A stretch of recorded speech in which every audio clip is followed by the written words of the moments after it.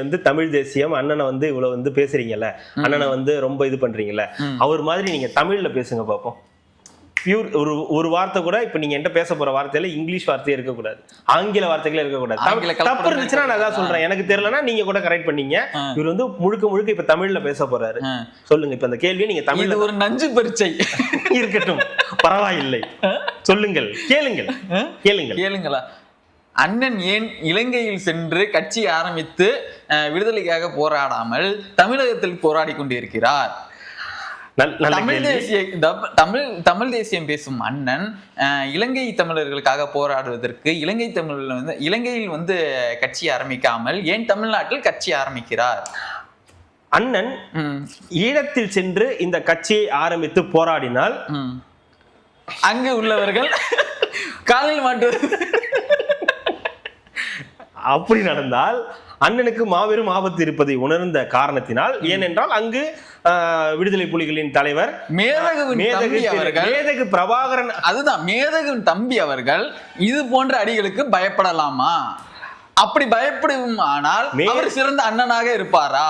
மேதகு பிரபாகரன் அவர்களுக்கே இவ்வளவு கொடூரமாக சிந்தித்த இலங்கை நாடு, சிங்கள நாடு, அண்ணனை சிதைத்து விடுவார்கள். இல்லை, புதைத்து விடுவார்கள். ஆகவே அதன் அடிப்படையில் அங்கு சென்று ஈழத்தை காப்பதை விட இங்கிருந்தே ஈழத்திற்காக குரல் கொடுப்பதே சாலச் சிறந்தது என்று முடிவு செய்துதான் இங்கிருந்து அரசியல் செய்து கொண்டிருக்கிறார். ஒரு நாள் இந்த நாடு அவர் கையில் சிக்கும். அப்படி சிக்கும் பொழுது இங்கிருந்து குறிஞ்சிப்படையை கொண்டு சென்று ஈழத்தை மீட்பார். தமிழ் தேசியமே, தமிழ் தேசியமே, நீங்கள் என்னை மண்ணில் போட்டு புதைத்தாலும் நான் மண்புழுவாக வருவேன்.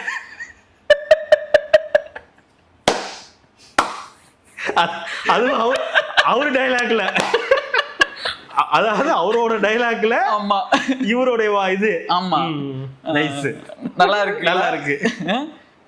அவரு கடலில் தூக்கி போட்டாலும் இப்படியோ மிதந்து வருவேன். சரி, ஓகே, கரெக்ட் தான். அப்படியே பேசுங்க தமிழ்லயே. கரெக்ட். நோ, தமிழ்.